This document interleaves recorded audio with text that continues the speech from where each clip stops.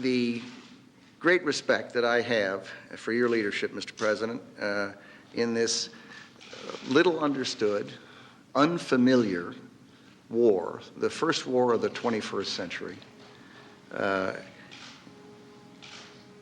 It is not well known, it was not well understood, it is complex for people to comprehend, and I know with certainty that over time the contributions you've made will be recorded by history. My fellow citizens, at this hour, American and coalition forces, national security military operations. The administration never asked for an estimate or community assessment of Iraq before it went to war. His regime aids and protects terrorists.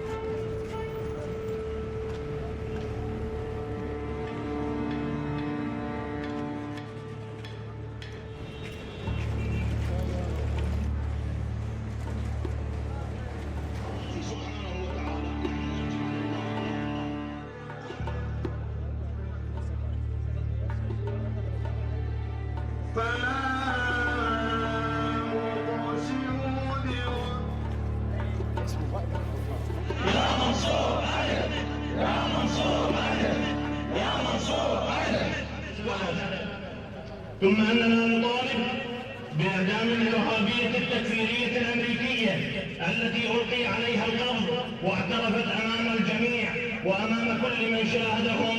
نطالب بإعدامهم فورا بالصلاة على محمد وآل محمد. On May 1st, 2003, President George W. Bush declared an end to major combat operations in Iraq and said, "In the Battle of Iraq, the United States and our allies have prevailed."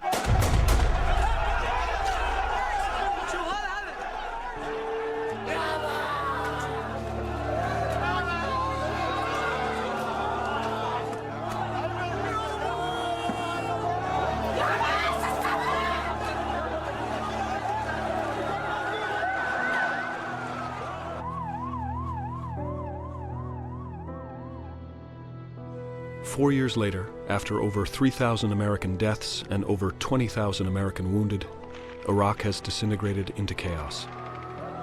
Baghdad has 10 bombings, 10, 15 bombings a day, and it's maybe 50 KIA, but I suspect that's drastically underreported. We probably captured a third of what's actually occurring.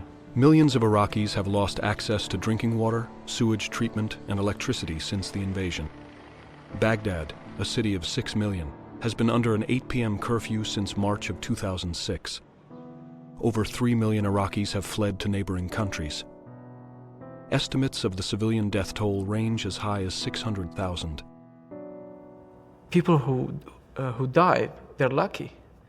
But people living, they're dead while they're alive. The west part and the north part of Iraq are controlled by insurgents. The rest of Iraq is controlled by militias. Iraq's two major Muslim groups, the Shiite majority and Sunni minority, are increasingly at war.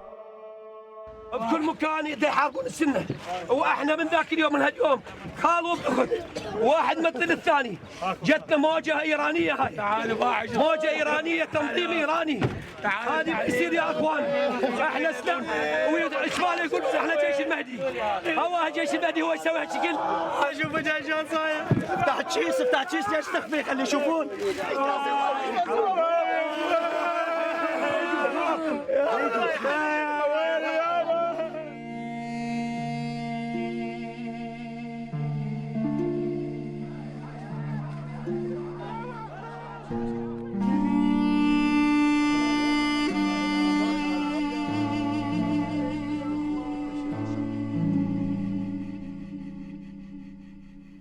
From January 2003 to January 2005, I was chairman of the National Intelligence Council.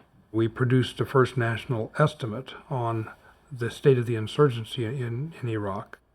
The estimate delivered pretty bad news. It basically laid out sort of bad, worse, and worst scenarios.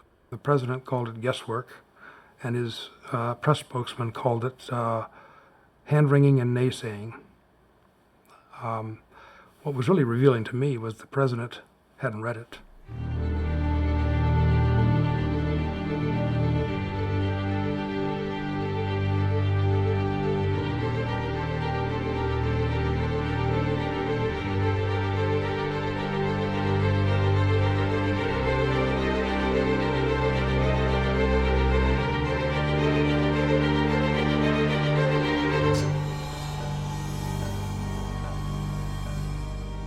September 11th of 2001 was a very clear, bright, beautiful day.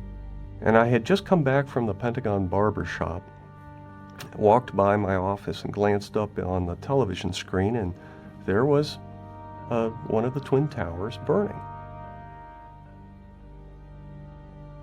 We never heard the plane come in, at least I didn't. Suddenly the whole world turned upside down. I saw that fireball, and I gotta tell you, I saw that and I said to myself, I'm going to die today. That plane had come directly under our section of the offices. The Army Budget Office, where 38 Army employees were killed, was directly beneath us, and the Navy's new command center was 2 floors beneath us. Everybody was killed in those 2 sections. This was something that Osama bin Laden had to orchestrate, because he was the only terrorist I could think of who could have coordinated this kind of activity. Oh, so you had that thought immediately? Immediately.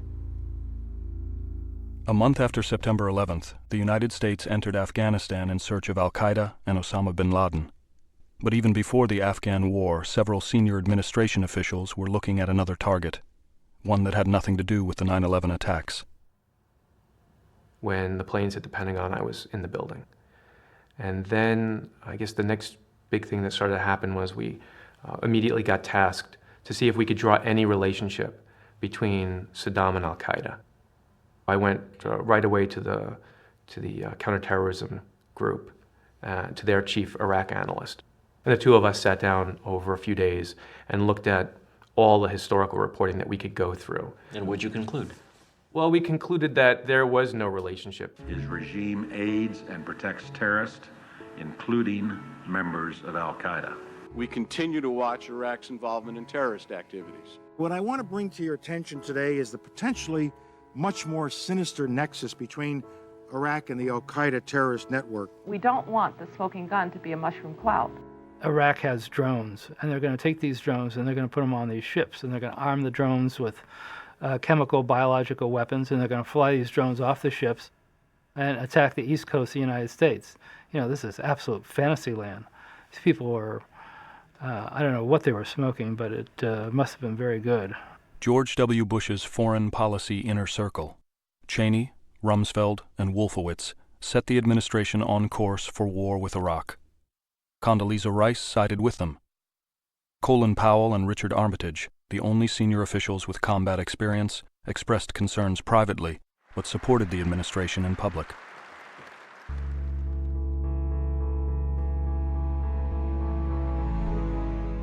Bush's advisors had been involved with Saddam Hussein since he invaded Iran in 1980.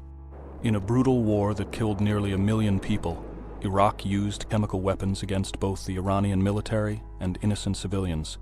Saddam invested billions of dollars in nuclear, chemical, and biological weapons programs while murdering 300,000 of his own citizens. But the Reagan administration, fearing Iran, supported Saddam with military intelligence and economic aid. Donald Rumsfeld met with Saddam in 1983. Colin Powell was Reagan's national security advisor from 1987 to 1989. It's really summed up in a dreadful but very, very telling State Department document from 1987, which said, human rights and chemical weapons use aside, comma, our interests run roughly parallel to those of Iraq. The Iran-Iraq War ends in stalemate in 1988. In 1990, Saddam invades Kuwait. A U.S.-led coalition expels him in a war masterminded by Dick Cheney, then Secretary of Defense, Paul Wolfowitz, then Undersecretary of Defense for Policy, and Colin Powell, then Chairman of the Joint Chiefs of Staff. The first President Bush urges Iraqis to stage a coup against Saddam. There's another way for the bloodshed to stop, and that is for the Iraqi military and the Iraqi people to take matters into their own hands and force Saddam Hussein, the dictator, to step aside. Yet when Iraq's southern Shiites rise up, the administration allows Saddam to repress them. 14 out of Iraq's 18 governorates were under rebel control when General Schwarzkopf allowed Saddam Hussein to use helicopter gunships to massacre the rebels, men, women, and children.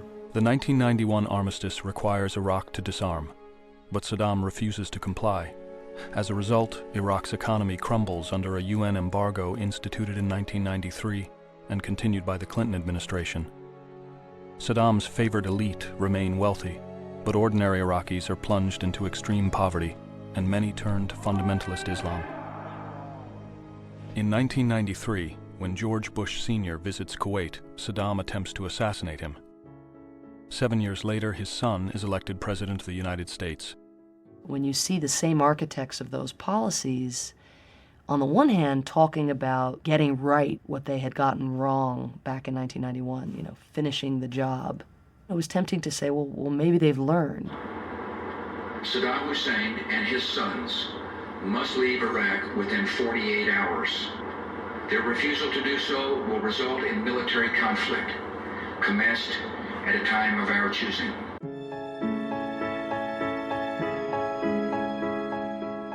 If you want to date the beginning of the disaster of post-war Iraq, it would be January 20th, 2003, when Bush signed, without, as far as I can tell, any real discussion within the White House or the administration, National Security Presidential Directive number 24, which gave control of post-war Iraq to the Pentagon. That document essentially made Donald Rumsfeld the main actor on post-war Iraq.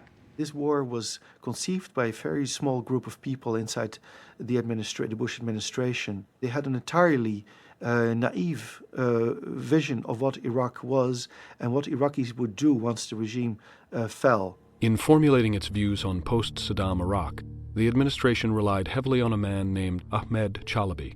Since 1992, Chalabi had been president of the Iraqi National Congress, or INC. Widely viewed with suspicion, Chalabi had been convicted in Jordan of a huge bank fraud. The intelligence community found his information unreliable, or even fraudulent.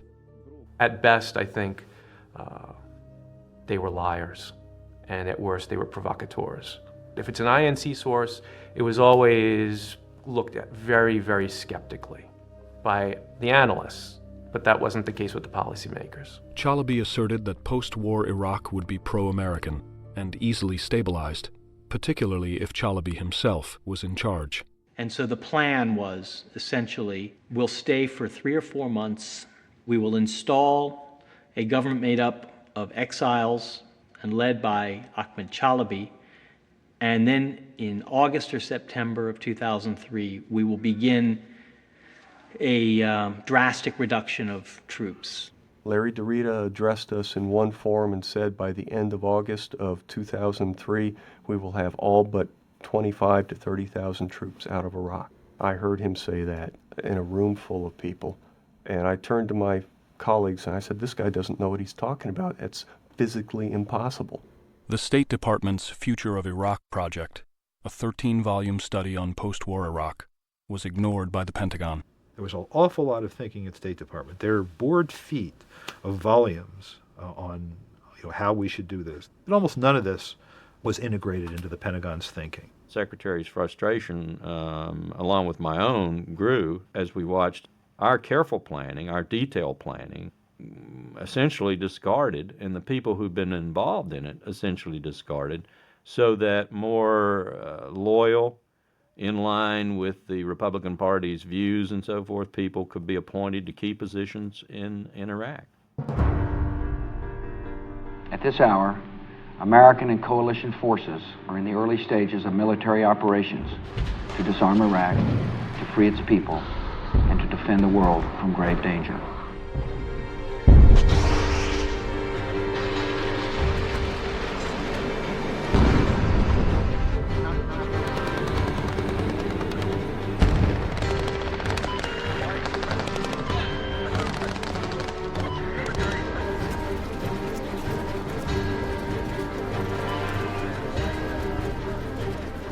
I joined the Marines because I think I've always just felt it's a really important job, and I didn't feel like I'd be content with myself going through life knowing that other people had fought for my freedom. I joined the Army to support my country, and I just thought it was a good thing to do, you know.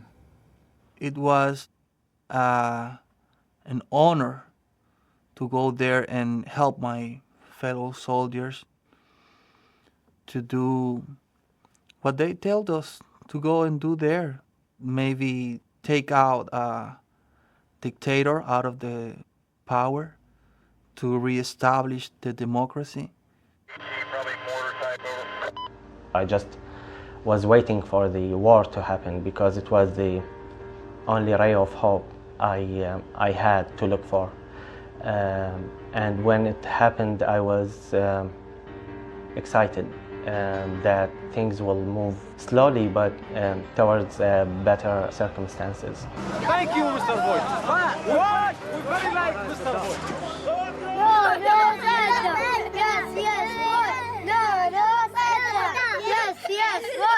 يا ناس لا تعرفون هذا سوى بالعالم سوى بالعراق.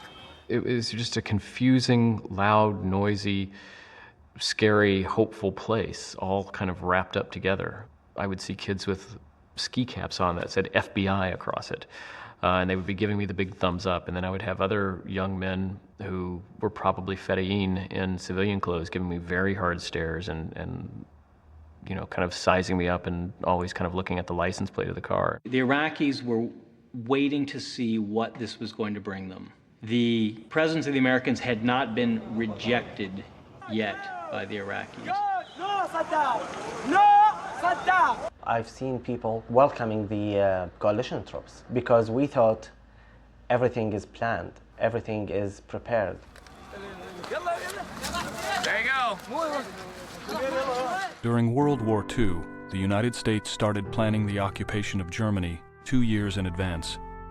But the Bush administration didn't create the organization that would manage the occupation of Iraq until 60 days before the invasion.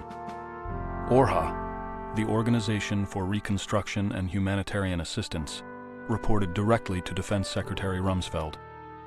I got a call from the Office of Secretary of Defense in late January, and they would like for me to handle humanitarian affairs, reconstruction. Retired Army General J. Garner was appointed to run ORHA. In the first Gulf War, he had commanded 22,000 soldiers responsible for humanitarian operations in the Kurdish zone of northern Iraq.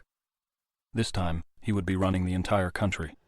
Did you think that you were prepared to run Iraq? I didn't think we were ever prepared. I mean, a task of that magnitude probably takes years to prepare, but of course nobody had years. I got a phone call on my cell phone from someone at the State Department telling me that Rich Armitage was looking for me and wanted me back in Washington right now. Ambassador Barbara Bodine was placed in charge of Baghdad only 3 weeks before the war.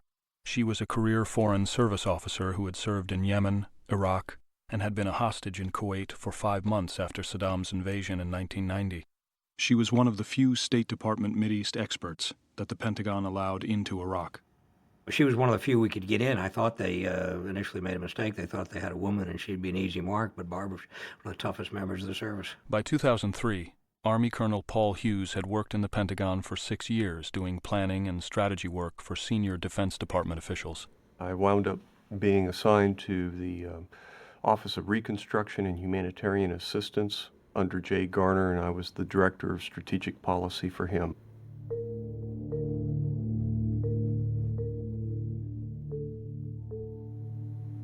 We were given a suite of offices that had been unoccupied for a couple of years, had no computers in it. You have people showing up daily asking, where do I sit? They had no staff. I had no personnel. I had nothing from either a senior deputy down to a secretary. There was only one meeting at the National Defense University, and it was I think the consensus opinion of the people who went to that meeting with whom I spoke afterwards, that, hey, this is crazy. That was our first meeting, and we're not given a whole lot of confidence by that first meeting because essentially we didn't do anything except meet each other. It was completely unstructured. There were no plans. There truly were no plans. On the 16th of March, ORHA flew out to Kuwait City. We had 167 people that flew with us, 167 people that were to essentially become the government of a country of 25 million. Whoa! After the fall of Baghdad, we had no idea what really was going to happen, and there certainly didn't seem to be much of a plan. What we're generally being told is that we'd be getting back on the ships, within a month or two of essentially conquering Iraq.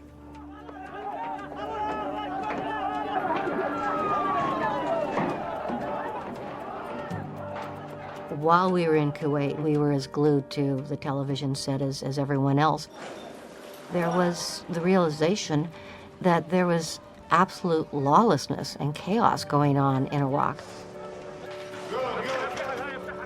The Americans weren't doing anything. They would sit at certain intersections, but they wouldn't actually get out of the Humvees or out of the tanks and really do much. Time passed and we didn't see any progress. The only progress we found is the uncontrolled freedom looters had to loot all the governmental buildings and even private-owned companies. The looting was partly a factor of the troop levels and the sense that Rumsfeld communicated to his commanders and his commanders communicated down the chain to the platoon and company level that we were not there to run Iraq. We were there to get rid of the regime and get out. We're not under martial law here. In his order, General McKiernan was not told to establish martial law. Not once was martial law declared. I'll tell you honestly, we're in a transition period. I mean, there is an Iraqi civil law, but there's no, you just heard that we just opened up the first 2 courts today. So, I mean, when you're starting at nothing. Had martial law been declared, which would have been authorized under the 4th Geneva Convention, maybe we would have had a bit more security. We're a platoon of Marines. I mean, we could certainly stop looting if that was our assigned task. The greatest mystery of post-war Iraq involves that month or so after the fall of Baghdad of why the U.S. didn't do anything to control the looting, because in a way, everything that's been a problem since then started in that first month. People at the National Security Council, Secretary Powell, myself, and others, CIA director did express concern about the looting. Did you express any concern to President Bush? I was at a meeting where it was expressed by my boss. Tell me what Mr. Powell said at that meeting. Well, it's not the way we generally work. Our advice to the president is generally kept that way, private to the president. The word came from Washington that we're not getting involved in that. We're not going to stop the looting. We're not doing police work. That's not what we're here for.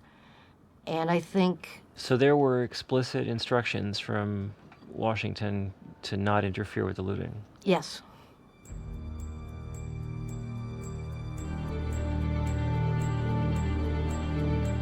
Hospitals, government offices, universities, ministries. One CPA estimate had the cost of the looting at $12 billion. That was the revenue for Iraq in 2003, 2004. I picked up a newspaper today, and I couldn't believe it. I read 8 headlines that talked about chaos, violence, unrest, and it just was henny penny, the sky is falling. Just imagine the room, the suite that we're sitting in, and all that you have is concrete walls. Everything is gone. We're talking people coming in with industrial cranes and walking off with parts of a power plant. Think what's happened in our cities when we've had riots and problems and looting. Stuff happens. This was not just people stealing stuff from grocery stores. I mean, this was people chipping concrete walls into little pieces so they could take the rebar out. The images you are seeing on television, you are seeing over and over and over, and it's the same picture of some person walking out of some building with a vase. I think that was probably the day that we lost the Iraqis. And you think, my goodness, were there that many vases? Is it possible that there were that many vases in the whole country? That's when it became very clear that this liberation really didn't have anything to do with the average Iraqi. There was a belief that the Americans actually encouraged the looting, or wanted it to happen. The destruction of our country. How could they let this happen? So whether you were Sunni or Shia, you were outraged about the looting. We had done a list of 20 sites that we thought needed to be protected. Historical, cultural, artistic, religious. And we had provided that, and it really made no difference whatsoever.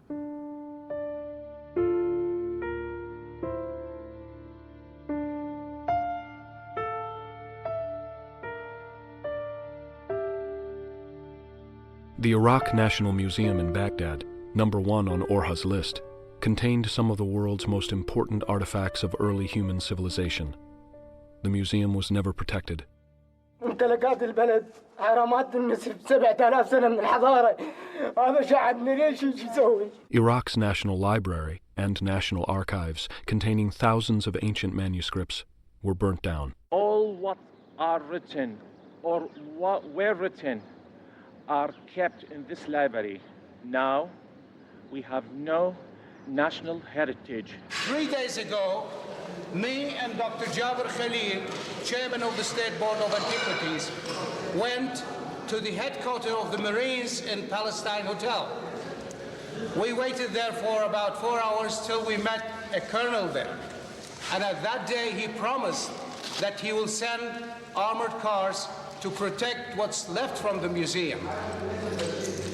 3 days ago, till now, nobody came. To try to lay off the fact of that unfortunate activity on a defect in a war plan, it strikes me as a stretch. Well, weren't you urged specifically by scholars and others about the danger to that museum, and weren't you urged to provide a greater level of protection and security in the initial phases of the operation? Not to my knowledge. No one can claim that they were caught by surprise by the looting.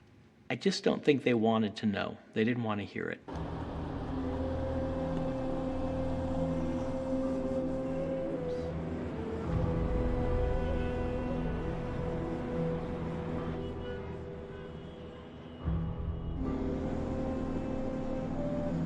In the months leading up to the invasion, a debate over troop levels required in Iraq had been privately brewing between the military leadership and Donald Rumsfeld.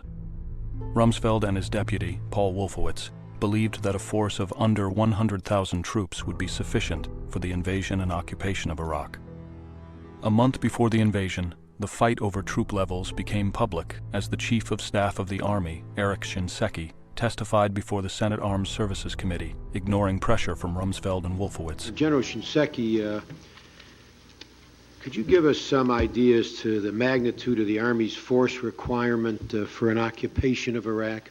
Something on the order of several 100,000 soldiers are probably, a figure that would be required.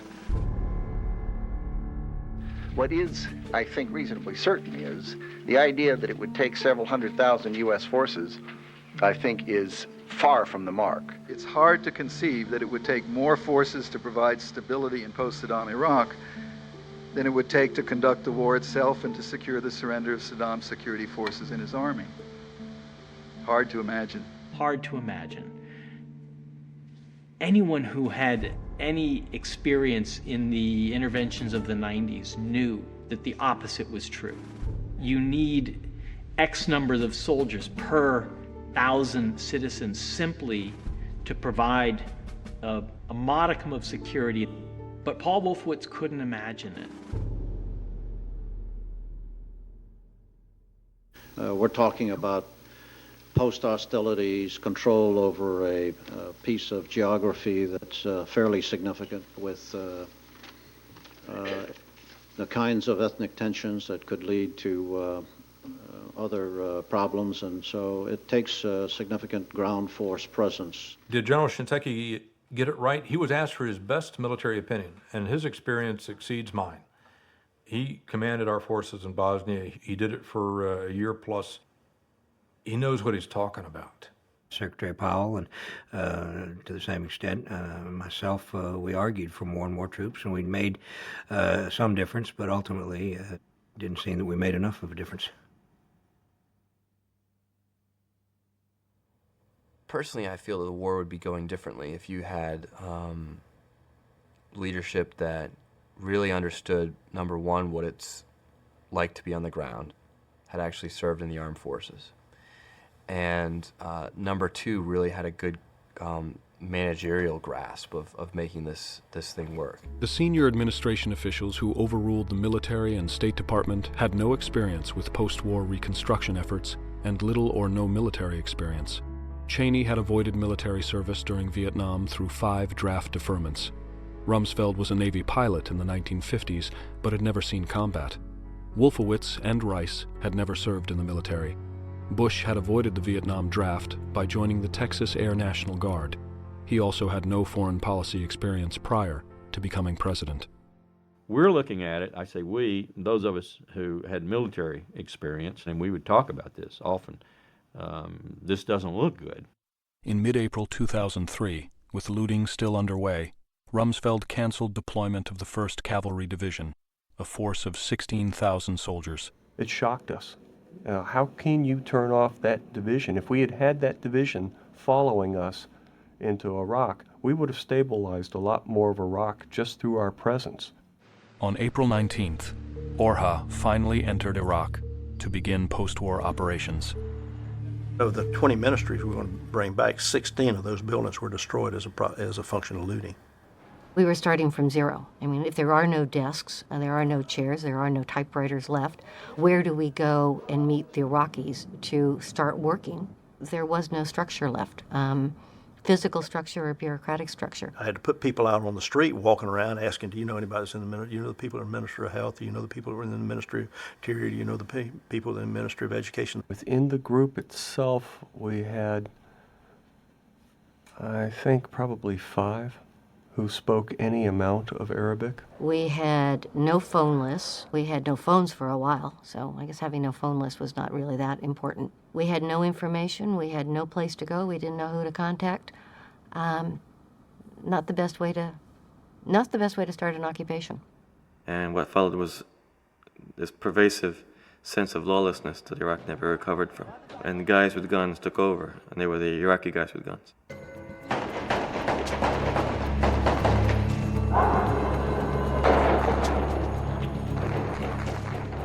The firefights I got caught up in were not firefights where Americans were being attacked. It was Iraqi on Iraqi firefights. You just be driving down the street and suddenly there's a fusillade of fire that just opens up on you. And you're just in the middle of these guys shooting at each other. The streets were chaotic. People could kill and get away with it. There was no working police force. Just prior to the invasion, Saddam released about 100,000 prisoners, common criminals, from the jails. In February of 2003, I got an invitation to come and brief advisory panel that advises Secretary Rumsfeld on on defense policy matters. What I told them was that based on our experiences in previous peace operations and on what had happened in Iraq historically, it was very likely that if the U.S. intervened and captured Baghdad, that we were likely to face massive civil disturbance. I suggested that we needed about 2,500 constabulary forces, about 4,000 civil police, street cops, and then teams of judicial advisors and corrections officers. In the end, they agreed that, well, this was a good idea. There wasn't enough time, but maybe for the next war. Prior to the war, the Baghdad morgue received one murder case a month. Within a month, they were getting about 25 a day. And they were seeing rapes, often for the first time, rapes and murders. Iraqi girls were being kidnapped. So Iraqi women disappeared from the streets. They stopped going to school. They stopped driving. The Americans were not acting as the police. They didn't know the streets of Baghdad. They didn't speak the language. They didn't have interpreters in sufficient numbers. They didn't have intelligence about what was going on. So it was a free-for-all. And you just felt, oh, there's a void here.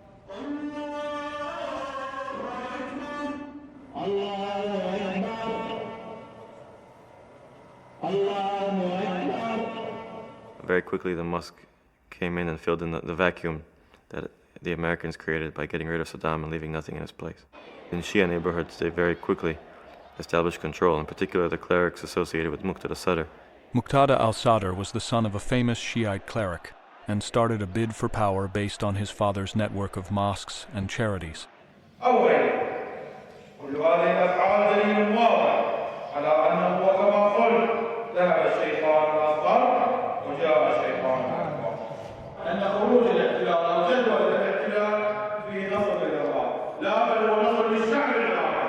Only a few days after American troops entered Baghdad, he assassinated a pro-American Shiite leader.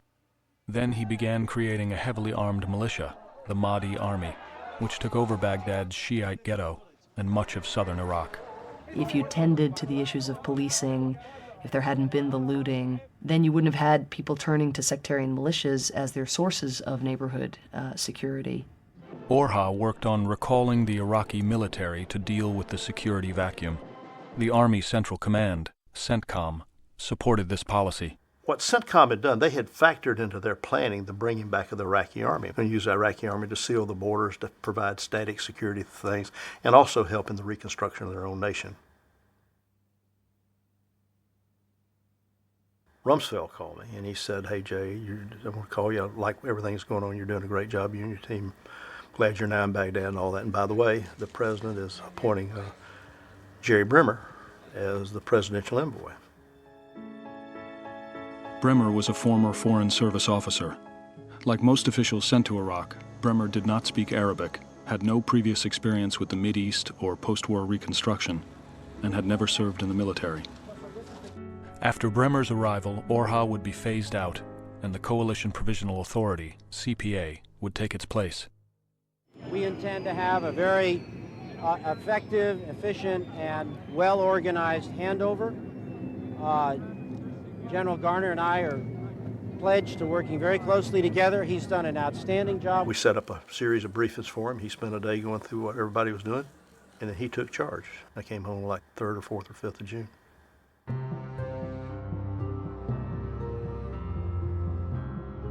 Between May 1st and his departure for Iraq on May 10th, Bremer worked at the Pentagon and met frequently with Rumsfeld, Wolfowitz, and Undersecretary Doug Feith. Bremer also worked closely with Walter Slocum, a former Undersecretary of Defense whom Rumsfeld had appointed to be in charge of post-war policy for Iraq's military. They contacted me in mid-March of 2003. Did it cross your mind to think, isn't it kind of late for them to be thinking about this? Yes. Did you tell them that? No. Like Bremer, Slocum had never served in the military, had never been to Iraq, had no post-war reconstruction experience, and spoke no Arabic. In Bremer's first 10 days at work, while still in Washington, D.C., he made 3 fateful policy decisions. His first decision was to stop the formation of an interim Iraqi government, even though Jay Garner had been working to establish one.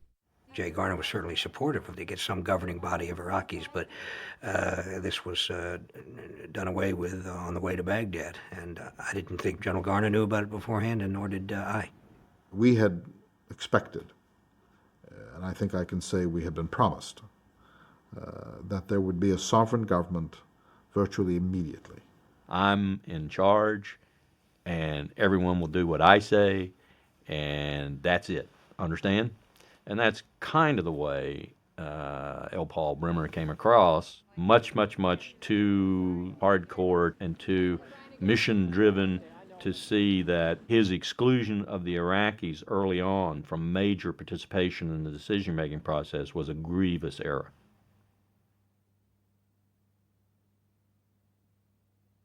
In May of 2003, we got the legal occupation of Iraq. I said at that time, and I believe now, that that was a mistake.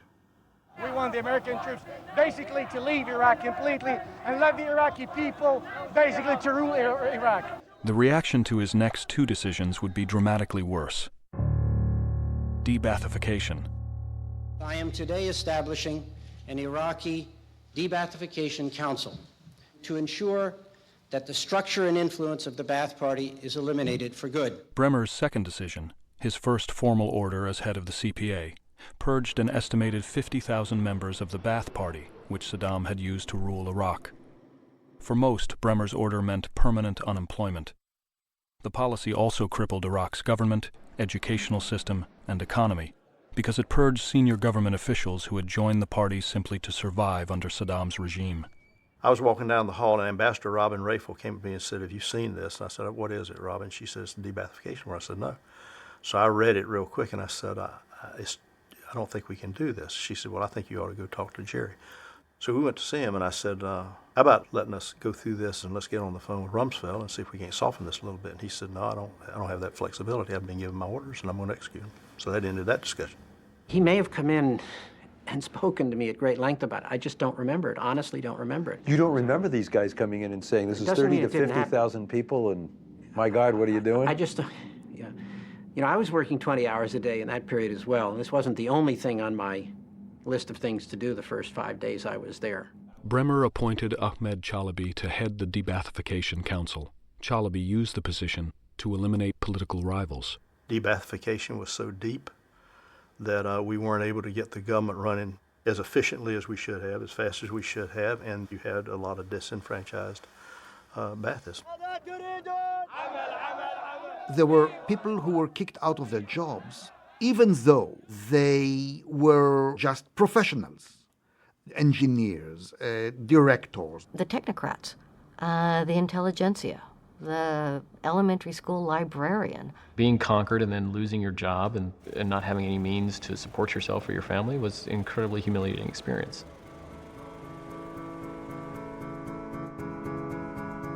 It was Bremer's third decision, however, that was the most explosive. Disbanding the Iraqi military and intelligence services, the most important institutions in Iraq. CPA Order No. 2 disbanded the Iraqi Army, Republican Guard, Special Republican Guard, and Secret Police. Overnight, Bremer rendered unemployed and thereby infuriated 500,000 armed men, equivalent to firing over 5 million people in the United States. And so these men, rather than helping to prevent an insurgency, instead created one.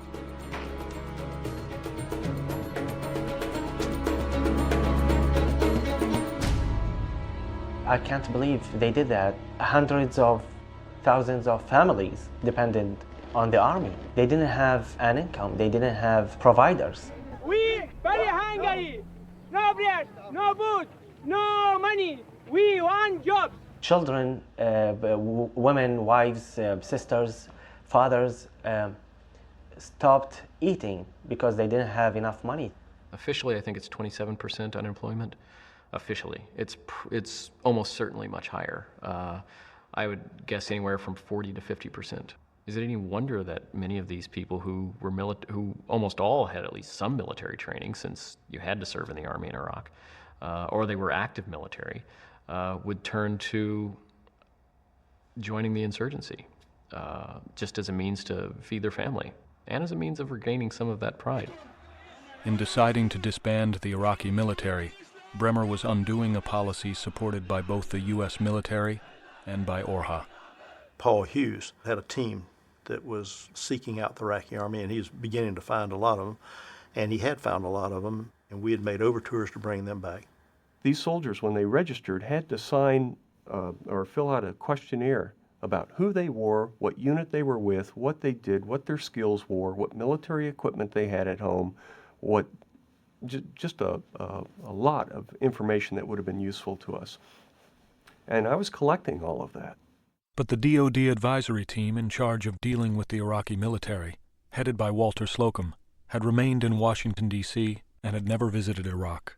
I said, I don't see any reason to go out there. I can get ready better here in Washington. And I urged them time and again in my conversations with them from Baghdad that they needed to get over there because there were people waiting on them and on one man in particular to show up so he could make decisions and get the ball rolling.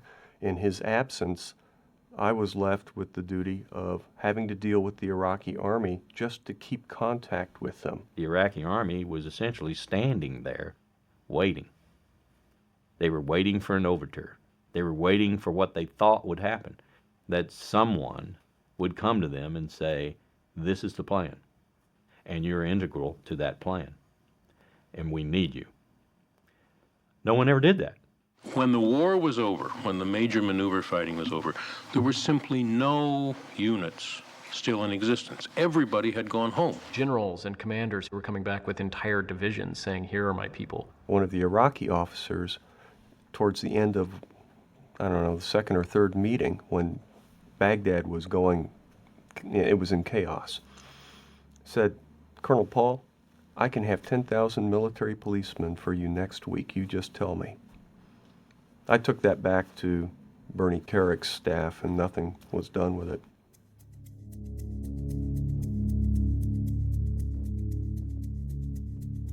"5 days after Bremer issued his order, we were farewelling Jay Garner because he was going to leave Iraq for good the next day. We had 2 Humvees on the highway heading out from the green zone. They were ambushed and 2 soldiers were killed. And that was when, in my mind, the insurgency began.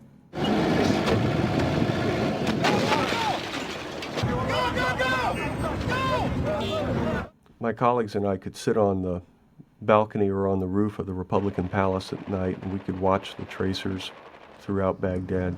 We could watch the flares of different colors that went up, marking where American convoys of certain compositions were moving and being followed by the insurgents.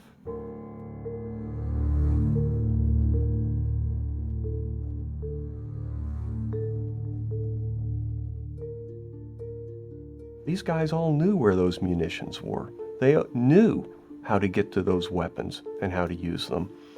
And you've just sent them away and said they don't exist? Common sense tells me you don't do that. I mean, you had huge ammunition dumps that weren't guarded until several weeks, if not a couple months, after major combat actions ended. I'm standing there watching these insurgents pull out rockets and mortars and bombs from these weapons caches that the Iraqis had stashed everywhere. And you go to the British or to the US, whoever's there with your little GPS receiver and say, hey guys, we found like 18,000 million tons of bombs and there are a bunch of Iraqis there with AK-47s taking it away. Probably not the best idea. Here's where it's located. And they say to you, we just don't have enough people to cover it. And I couldn't believe it. It wasn't the right answer. Go there and take care of it for your security, for the civilian security, for everybody. It's just a bad idea.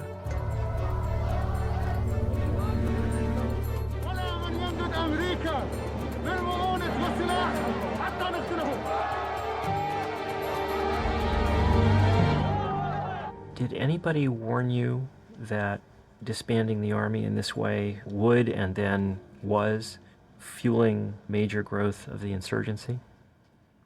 Certainly not in those terms. Nobody said that to you? No, I also don't believe it's true, but nobody said it.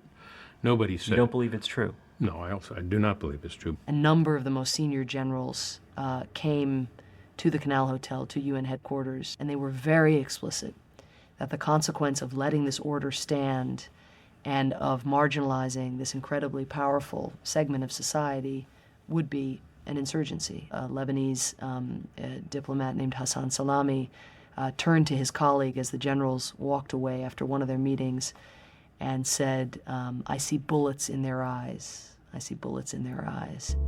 Even more remarkable than the decision to disband the army was how that decision was made, secretly over a single week, by a few men in Washington, D.C. who had never been to Iraq. They did not consult with the military commanders in Iraq, the Joint Chiefs of Staff, ORHA, the State Department, the CIA, the National Security Council, or even, apparently, the President of the United States. Walter Slocum and Paul Hughes were re-interviewed in order to reconstruct the events leading to the dissolution of the Army.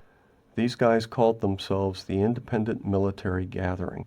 The Independent Military Gathering had 100,000 on the 9th of May. And they already had 100,000 signatures? Yeah, this was a nationwide effort. They brought me I wanted the printouts, I wanted their discs, and they gave them to me, and I took them back with me to ORHA. I said, here we go. And I told Walt and his crew, I've got these things. They're here waiting for you. Hughes believed that he had an opening to some Iraqi officers who would have been prepared to reconstitute units. He already had obtained registration statements from 137,000. He hadn't done that. He may have gotten because nobody could have gotten statements from 130,000 anybody for anything in the chaos that prevailed at that point. They had a courier system set up that was running around the metropolitan area of Baghdad, of Mosul, of Basra, and Kirkuk. And I don't understand. Given how difficult it was to do anything just operationally, organizationally, nobody had 137,000. Walt wasn't there. He never met with these people. He had no clue. So did you tell Slocum that this was going on? Yes, he knew this. He and his staff knew this. Ambassador Bremer, you had already made a recommendation to him, and he had already made at least a tentative recommendation to Secretary Rumsfeld about the dissolution of the Army. About issuing the order that he finally issued, yeah. Yes, on May 9th. Yes. Okay. The 9th of May was the last time I had a conversation with Walt Slocum. And we talked on the phone before he went out. Did you ever say to him, we're thinking of disbanding the Iraqi army and stopping your efforts to recall the Iraqi army? One of the things that I did was just... Did you ever say that to him? In those words, no. The conversation was, I'm coming over, I'm concerned about where I'm going to be living, am I going to have a motor pool with me, my own cooks, yada, yada, yada. I mean, it was nothing about the Iraqi military. And I was giving him an update on what... So he didn't say that he had already come to the tentative conclusion and recommended to Bremer to dissolve the army? Absolutely not, because had he said that, I would have been on Jay's doorstep post-haste.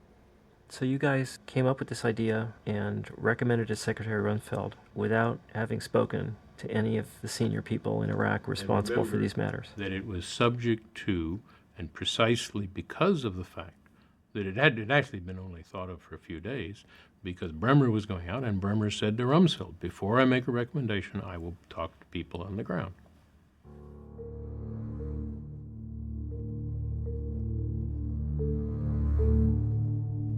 Was that a surprise to you? Had this been discussed with you? Yeah, no, it hadn't been discussed with me. It was a surprise. It was a big surprise. Really? Mm-hmm. You never called up Garner and said, we're thinking of doing this. Do you think this is a good idea? I don't think I did. Don't you think that might have been a mistake? No. What was your reaction? What did you think? I thought it was a poor idea. I thought we needed to bring them back.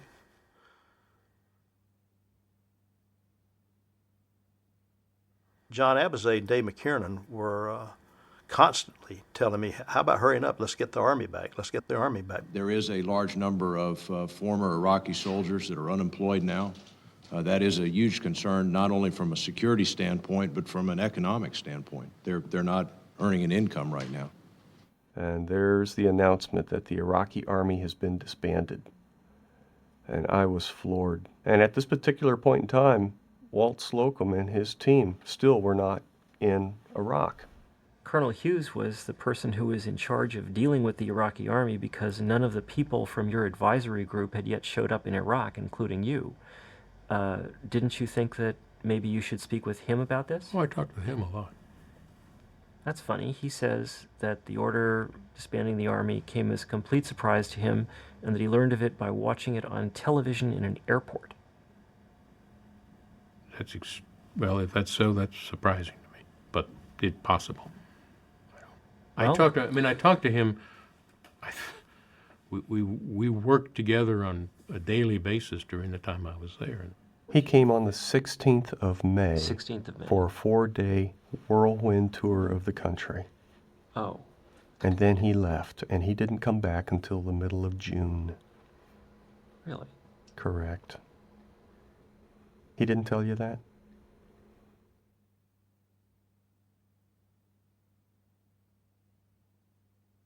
This idea to disband the entire army was one that came as quite a surprise to me. I see. What was your reaction when you learned of it? I thought we had just created a problem. We had a lot of out-of-work soldiers. The president had already made a different decision, which was to keep battalion and below in force. Earlier, yes. Yeah. But well, within, a couple of days' proximity. I think most of us were caught relatively unawares or completely unawares by this disbanding of the army. Secretary Powell found out about it, as I did. Which was how? Just as we found out one day, Jerry announced that he disbanded the army. How about Condoleezza Rice? Oh, she'll have to speak for herself.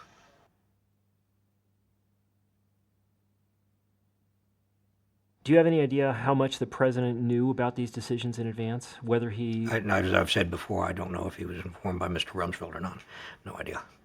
I wasn't in my office but 2 hours, and a young MP comes to see me, and he goes, Colonel Hughes, I got some Iraqi officers that want to meet with you. And I was thinking to myself, holy cow, what do I tell these guys? So I finally came downstairs and met with them in the rotunda of the Republican Palace. Colonel Mirjan says, Colonel Paul, what happened? And I said to him, I don't know what happened. I have no idea how this came about. And he said, all these soldiers, they now have no recourse. They have no money coming to them. What are they supposed to do?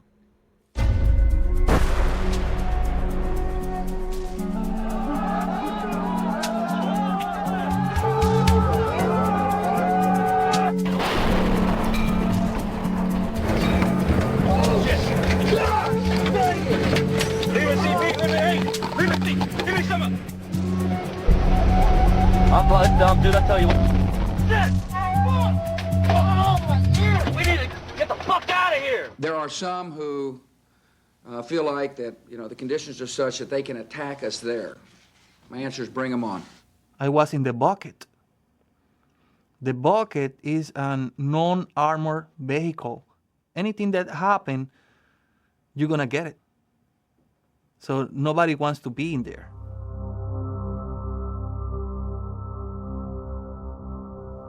I suffer the blast almost directly, sir, of that blast.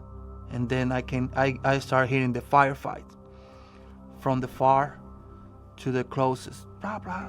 We start firing.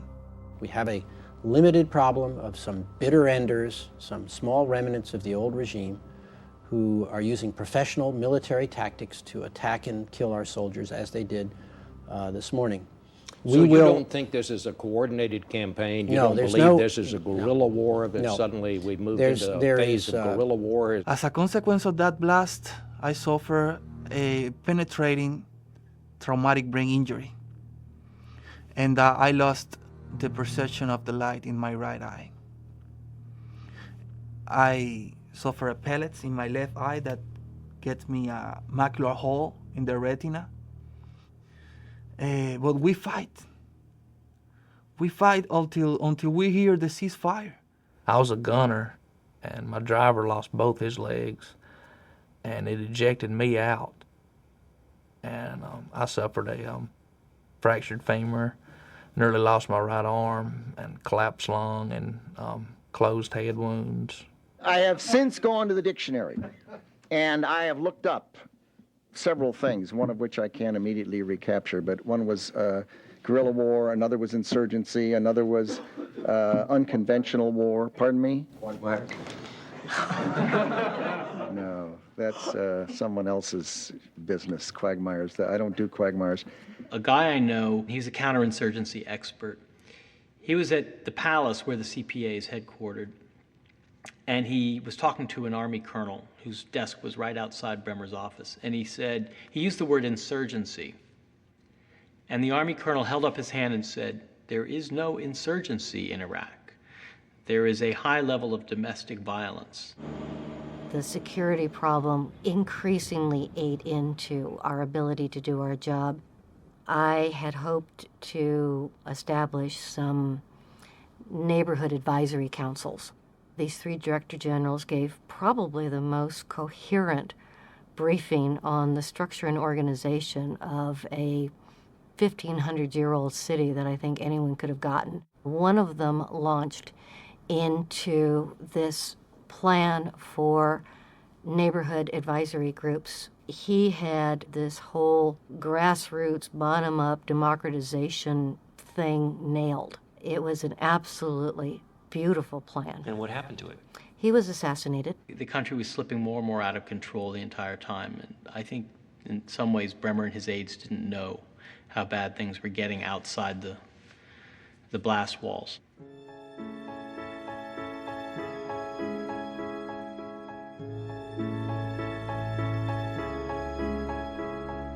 Headquartered in Saddam's former Republican palace, the CPA compound, called the Green Zone, was shielded by 7 miles of blast walls. There were huge lines of Iraqis, engineers, public officials, people just willing to help, to translate, standing in line at the gates of the palace, made to wait and not being received by anyone. Just told, go away, don't come back. These people came there and tried once and 2 times and 3 times, and then they gave up. I absolutely hated the Green Zone. I got out every chance I could to meet with Iraqis and sit in their homes and hear their complaints and their thoughts. And I would come back and tell Dan Senor, you have a problem. You're not communicating to the Iraqis. Virtually nobody in the CPA and the senior level spoke Arabic. One could count maybe 5 or 6 among the top 40, 50, 70 officials. We had regional experts who had served in Iraq, but as has been documented, many of them were not involved in the initial parts after the invasion of Iraq and the initial occupation. So that expertise was lost. Tell us how your time there ended. I understand it's a sensitive subject. Say what you're comfortable saying. Right. You know. Well, I will say that it ended much sooner than I had anticipated, and it ended much sooner than I would have wanted. I really would have liked to have stayed and tried to have given the frustrations and the limitations. It was still a very worthwhile place to be and a worthwhile thing to be trying to do. Do you know why she was fired? I know why I was told. What was it? That she was difficult to get along with, and she was offering opinions that were counter to the prevailing wisdom in Baghdad at the time. We were getting new people in after Bremer showed up. Kids right out of college, you know. They'd have a baccalaureate degree, just got it the previous spring.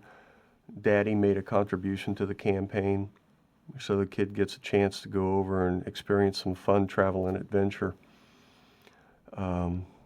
Pretty boys, that's what I called them. They sat around Bremer's front door and did nothing.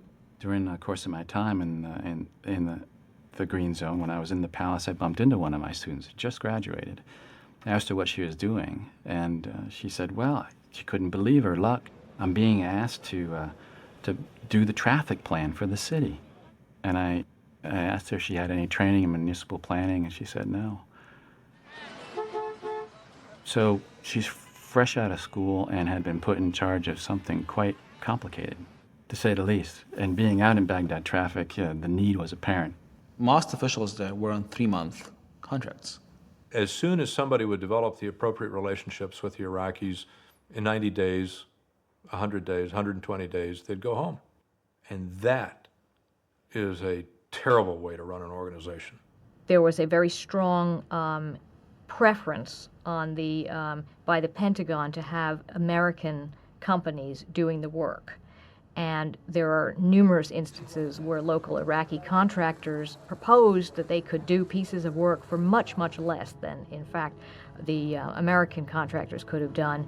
Ann and I took a very different approach to our work than many coalition units have, because we worked very, very closely with the Iraqis. If we're sitting in a meeting, it was Americans and Iraqis, and the Iraqis had just as much say as we did. We were building border forts right next to forts being put up by the Army Corps of Engineers through that big American contractor, Parsons. I mean, we had our forts designed, built, and dedicated in a period of about 5 months. I think when we left, the Parsons forts, which had been started maybe a year before we arrived, were still not finished.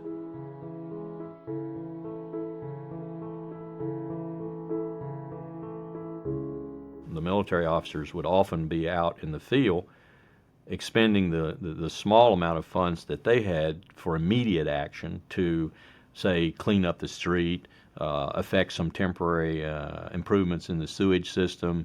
Once the military had expended its small amount of money to do that, it would come back to CPA. We need this, this, and this for these projects, and it's going to cost this much and so forth. And it would disappear. It would simply disappear. What happened to my request? What request? And this happened over and over again.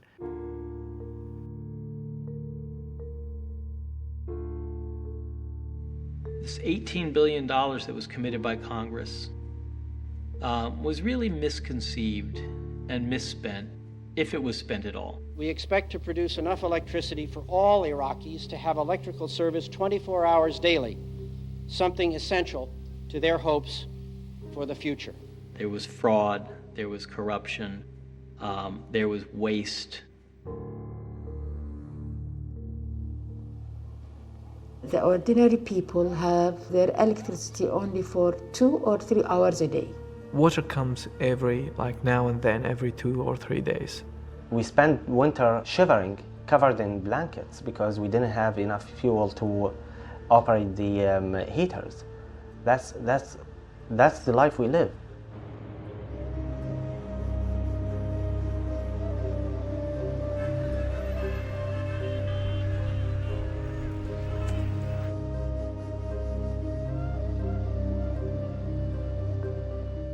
In May 2003, the United Nations sent its best expert in post-war reconstruction to help the U.S. occupation. He was a Brazilian diplomat named Sergio Vieira de Mello. Even though the UN was given nothing meaningful to do, Kofi Annan said, let me send my best. If anybody can carve out a bigger role for the UN, it's my guy. It's Sergio Vieira de Mello. I was part of his team. I was his principal political advisor, at that time, and we went together to Baghdad. Our political team were all Arabic speakers, and with good experience working in the region and so on. One of the things that Sergio did that is very, very poignant in retrospect is that seeing that the United States had boarded itself up in the Green Zone and was not accessing the Iraqi street, Sergio created a structure in Iraq that was precisely the opposite of the Green Zone. You might call it the anti-Green Zone. I'm listening. I'm listening to political leaders, that I'll be meeting with them on a daily basis. We had various discussions with these military who came to the UN and met with Sergio Vieira de Mello and asked him, to mediate, in the dispute that they have with the CPA. You'd have these long, long lines right outside the Green Zone, but they could not make their complaints felt. In the UN compound, by contrast, it was incredibly porous. If you wanted to complain, the UN was very, very eager to hear your complaint, and Sergio saw it as his role to relay those complaints to Bremer at the highest levels in the hopes that some of these things would get tended to before an insurgency took root. I'm meeting with him regularly and sharing my advice and my experience with him. As soon as Bremer had made use of Sergio, had made use of the UN, he had almost no time for the United Nations. And so what Sergio lived through was 2 months of, in effect, being used as a vehicle to get to certain segments of the Iraqi society And then for his last month, what he endured was not having his phone calls returned. And so on issues like detention policy, hoodings was one of the issues that Sergio raised again and again with Bremer and with General Sanchez, the hoodings of prisoners. Bremer would hear none of it.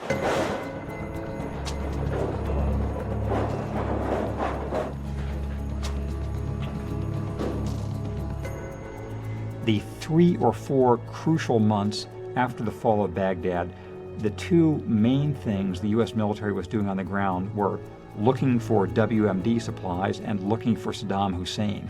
The process of those searches, busting in the doors at night, rounding up people, taking them to Abu Ghraib, having mass arrests, had a really embittering effect.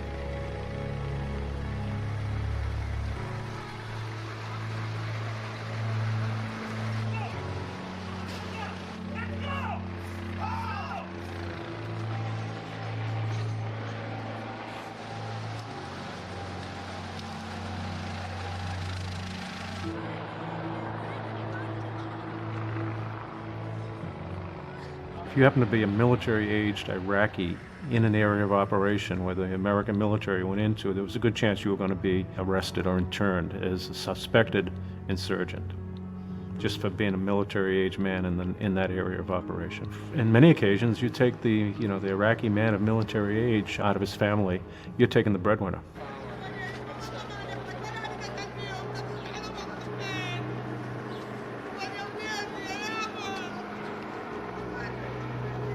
You anger not just him, but you anger an extended family, because he's probably supporting more than his immediate family. Whenever they hear the American helicopters or American tanks driving in their street, they immediately wake up, even if it's like 2 o'clock in the morning, and prepare themselves for the detention. Because for them, this is a usual thing happening even now. And there were attacks on the American soldiers themselves. And so they responded to those attacks by going out and trying to find the insurgents. And in going out and trying to find the insurgents, they sometimes arrested the wrong person. They even sometimes killed the wrong person. Once people were arrested, they tended to disappear in the American military prison system for a long time without a trace. Their families couldn't get any word of them.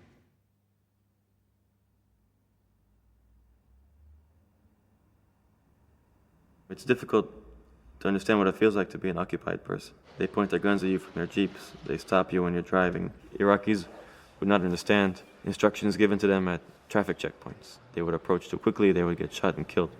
Most of the American units that I've spent time with have tried very, very hard to always do the right thing and to not kill anyone or injure anyone they haven't intended to or needed to.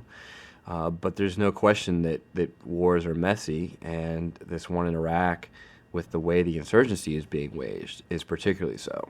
One after another, you had these sort of short-term decisions, which by the end of 2003 meant you had a country with an insurgency underway. And in our landmark impact survey in the north, we found that 80.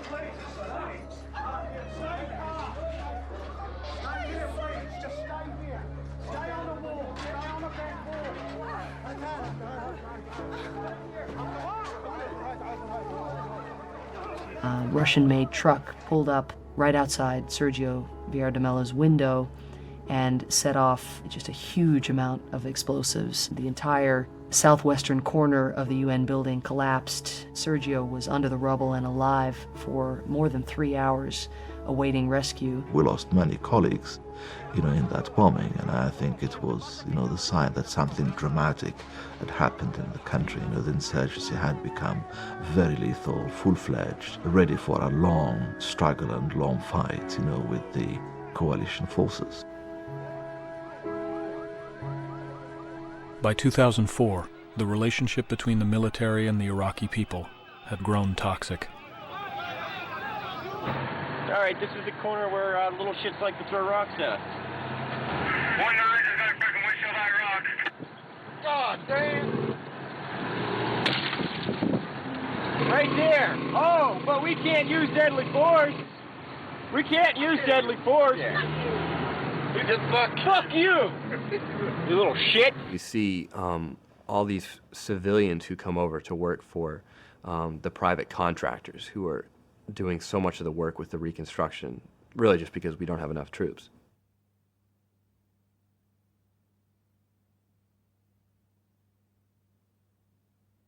These guards, they have special guards. I don't know who are these people they have brought here and so on. They have the right to shoot people, just like that. I've seen an awful lot of civilian contractors who have been particularly violent and very short-sighted in terms of what they're doing.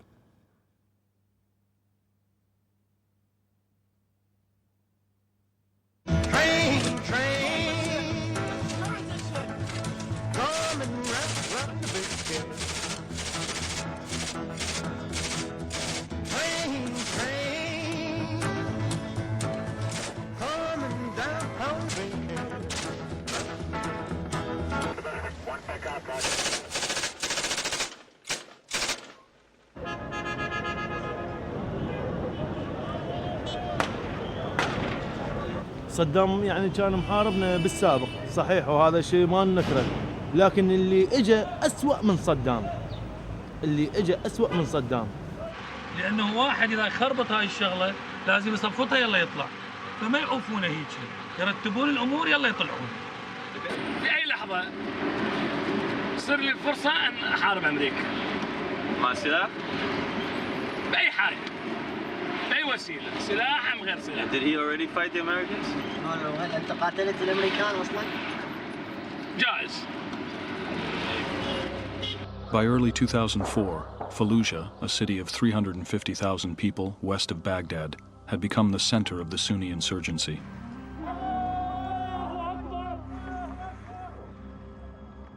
On March 31st, 2004, 4 American military contractors were killed and their bodies were dragged through the streets of Fallujah by cheering crowds.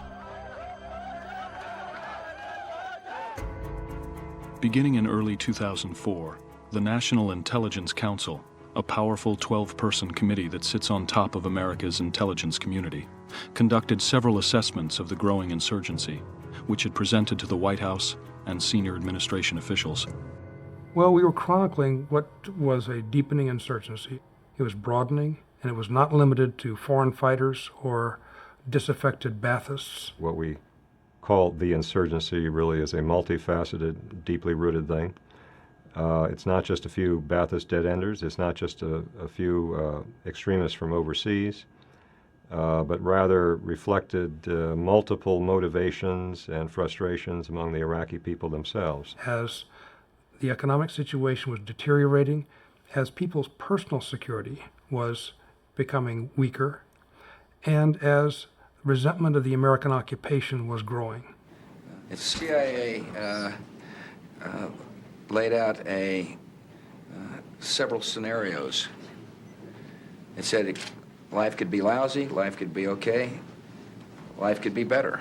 The president hadn't read it, not even the one-page summary over which we worked so hard to reduce these findings to a single readable page. The president had not read even the executive summary. Correct. And they were just guessing as to what the conditions might be like. What's your estimate of the number of people in Iraq who have been active at some level in the insurgency? Active in some level, if you say supporting, providing safe haven to potentially, well over 100,000 people.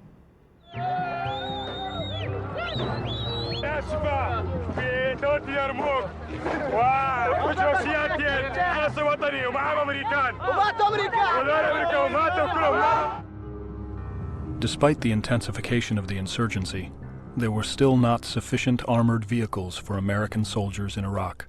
We never had a single armored Humvee while we were in Iraq throughout 2003. We went to Iraq in 2004 with unarmored Humvees, and they were given armor kits in Kuwait. which were just sort of cutout doors with no windows and a bulletproof windshield, and that's about it. If your Humvee hadn't been armored, what do you think the damage from that IED would have been?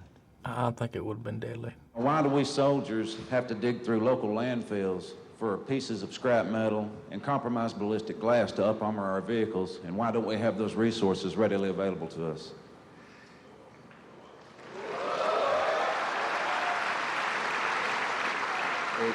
It's essentially a matter of physics. It isn't a matter of money. It isn't a matter on the part of the Army of desire.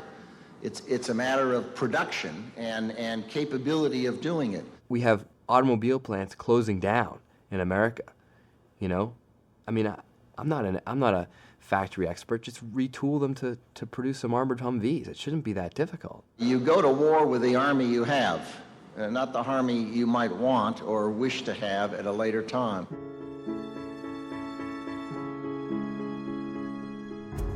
In November 2004, the Pentagon decided to attack Fallujah in an attempt to recapture the city from the Sunni insurgency. Fallujah's 350,000 residents were warned to leave.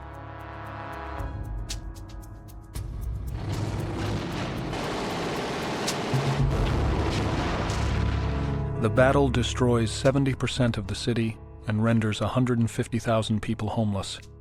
Despite intense combat, many insurgents escape. 40 Marines are killed. While the U.S. military was preoccupied with Fallujah, Shiite militias were taking over southern Iraq.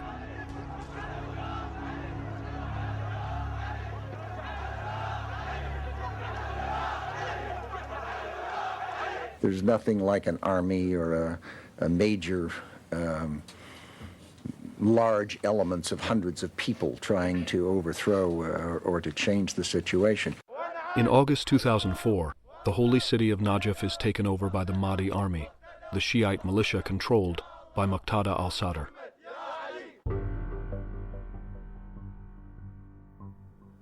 Essentially, the turnover we got from the army unit that we replaced was that most things in Najaf are pretty peaceful, except that there's this 3,000-man militia force that occupies the center of the city. A lot of rounds flying, a lot of mortars landing. My platoon was the first into the police station. We just took up positions alongside the Iraqi police and defended it from the militia. But it wasn't until the end of August that we actually did a full-scale assault on the old city of Najaf and took it over.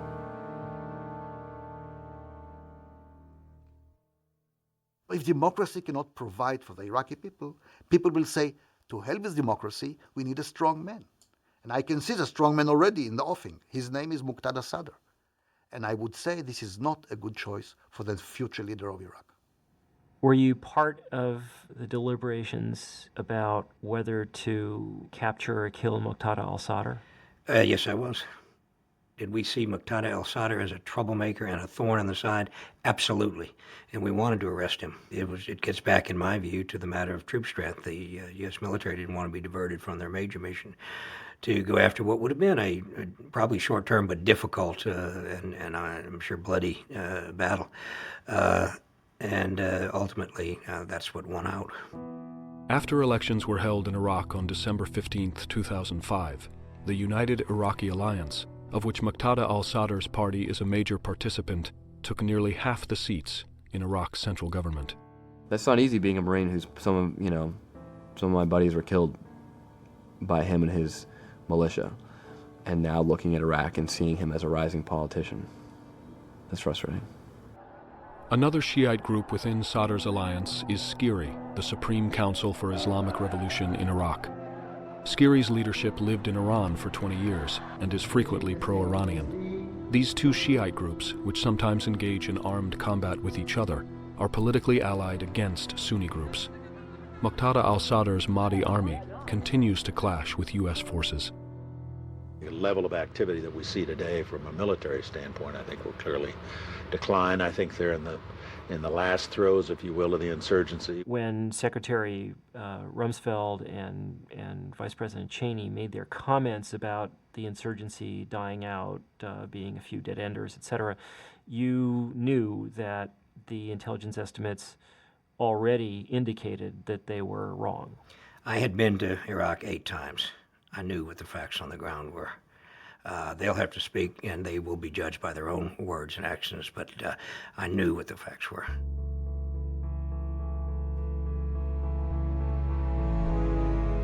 Starting in 2005, the administration slowly began to correct some of its mistakes. It accelerated training of the Iraqi army and appointed a Muslim diplomat, Zalmay Khalilzad, as ambassador. In June of 2006, Ambassador Khalilzad sent an ominous cable to Condoleezza Rice. Iraqis working for the embassy could not tell their families where they worked for fear of being killed. They ask what will happen if the Americans evacuate. Many plan ahead for their own abduction. 6 months later, the day after Republicans lose control of Congress, President Bush announces Donald Rumsfeld's resignation. The new Secretary of Defense, Robert Gates, is a pragmatist who had been privately critical of the war.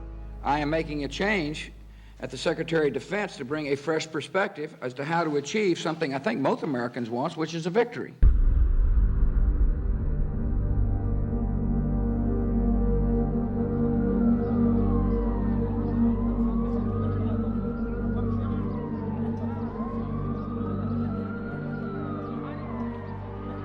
By the time Rumsfeld is replaced, Iraq is out of control.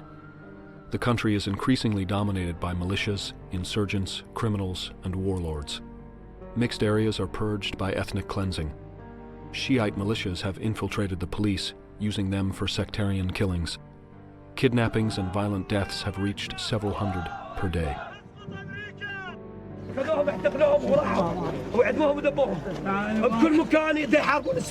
have so many kinds of militia. You have the Mahdi militia, you have the Badr militia, you have many militias in this country. And they all are very democratic in arresting people and killing them. Security is terrible in many neighborhoods where the ever-present threat of car bombs and IEDs. انفجرت سيارة مفخخة عني. أنا هنا ووالدي هنا وأخوي هنا وأخوي انقتل بيها. أخوي استشهد بيها. وأصدقائي البسوا كلهم انقتلوا. تموت بالمفخخات بالعفوات بالمسلحين أشكال يعني تعددت أساليب الموت يعني. Kidnappings especially. Sheer money-making gangster stuff. Kidnapping of a small boy right in front of the hotel. You know, a car just stopped, grabbed the boy, and drove off. Parents will get a ransom note and they'll somehow have to raise this amount of money in a week. It's not where you just have 1 or 2 or 3 kidnappings, but you have hundreds, and you get overwhelmed. وين صار هاي وين؟ باخذهم من الشقق من محلاتهم باخذهم وداهم للمكتب وسيارتهم موجودة ورحلة وحاجة له وقول لهم ما يمنا نكرهم. Just has a deluge of individuals who are asking for help or soon don't ask for help anymore. Why report it to the police? 1, we don't trust them. 2, they may be committing some of the crime. The uniforms that they use just proliferated all over the place. So you really have lots of rogue elements and people that are using or working under the guise of the security services. Now you can see people arrested by many sources. We don't know who are they. Fake checkpoints in the streets stop people passing and look into their IDs and see if they were Shiites, Sunnis, Kurds, Arabs, and then either kidnap them or kill them in the same place. When I say goodbye to my husband, I think I'm not coming back. By late 2006, Baghdad had fallen into near anarchy. The U.S. military controlled the Green Zone and the area around Baghdad Airport. Iraqi security forces controlled areas in the east and south. The Sunni militias controlled several predominantly Sunni neighborhoods. Muqtada al-Sadr's Mahdi army dominated large areas, including the enormous Shiite slum of Sadr city. Skiri's rival Shiite militia, the Badr Brigade, controlled wealthier Shiite areas. Neighborhood organizations controlled many small zones. Large areas were essentially controlled by no one.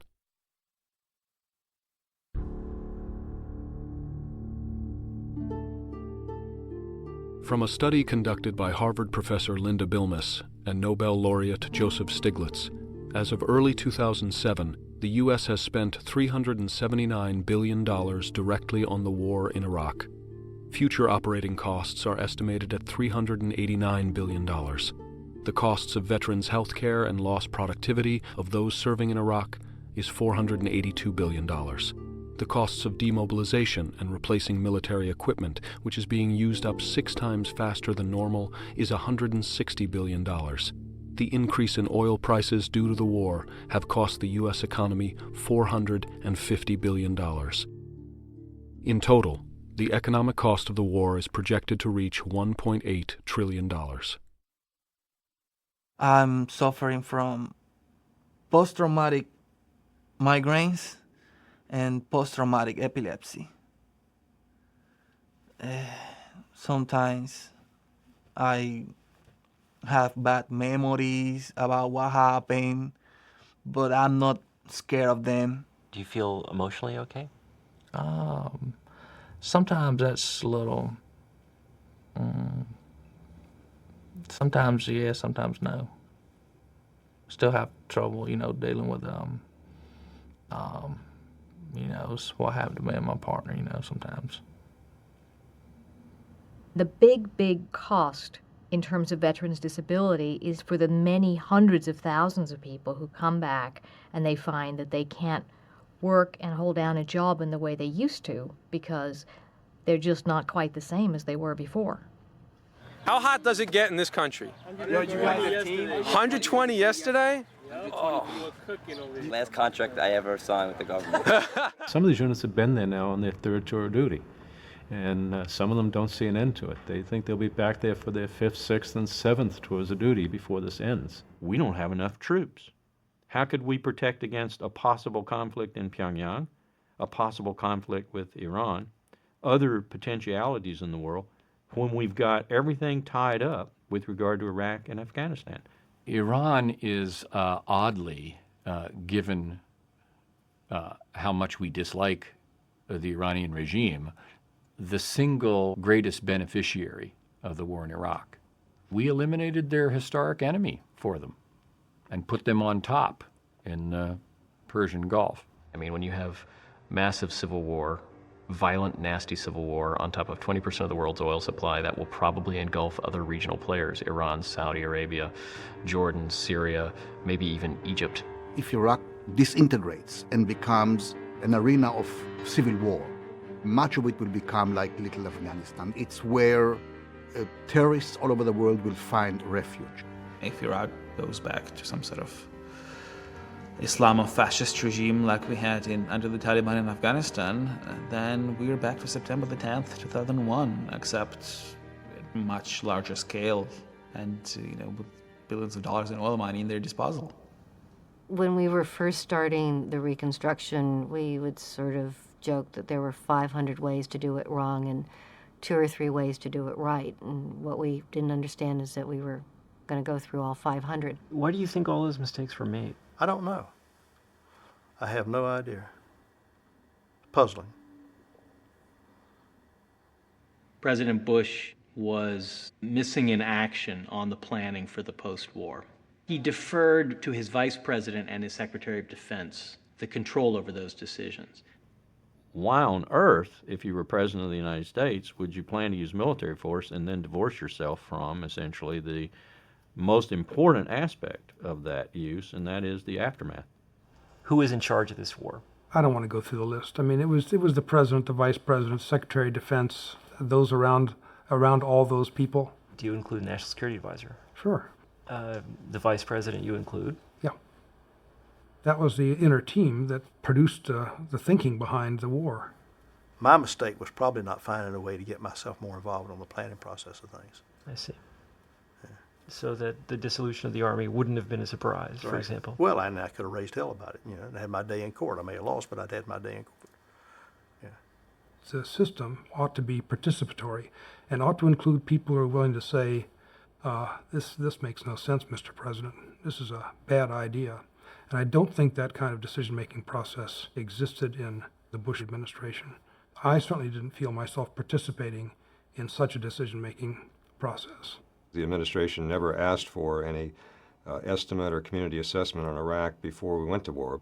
Nobody seemed to be interested in what the community had to say? I think it's more a matter that minds were made up, the course was set.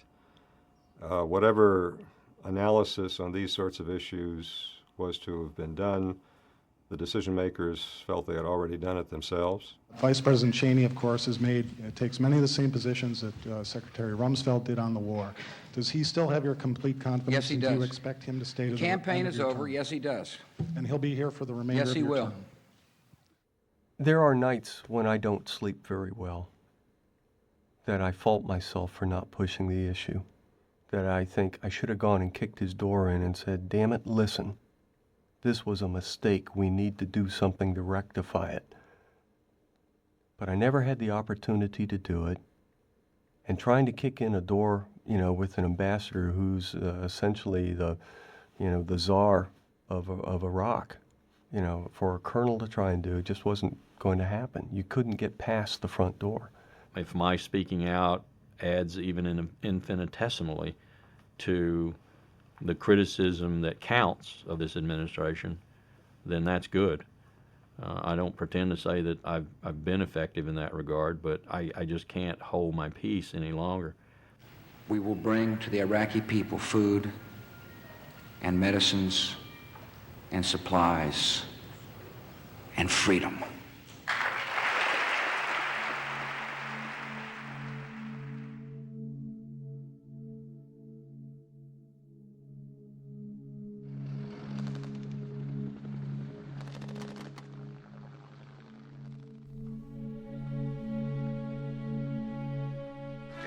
Cheer, cheer!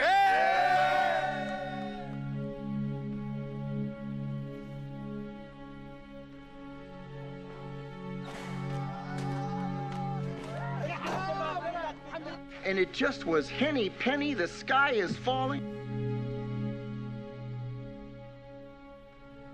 General Garner and I are pledged to working very closely together. There is a large number of former Iraqi soldiers that are unemployed now. One was guerrilla war, another was insurgency, another was unconventional war. Pardon me? What? No, that's someone else's business, quagmires. I don't do quagmires.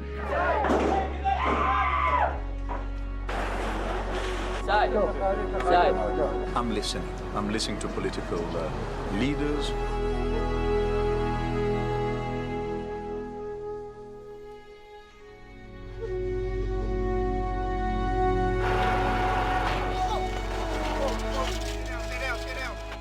Someday in my life in the future, I gotta look back to Iraq and I gotta see something done in there so I can look back and say, I was part of this, and my suffering and my loss have a meaning.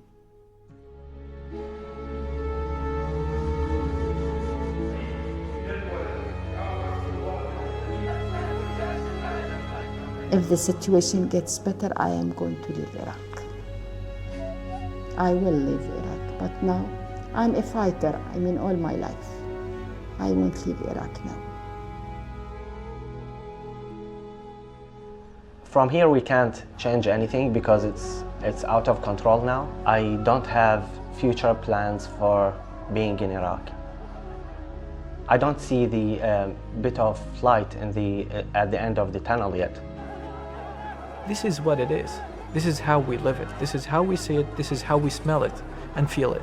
It's not a situation that you can say, let's try this, it will help. Let's try this, it will help. No, it's not.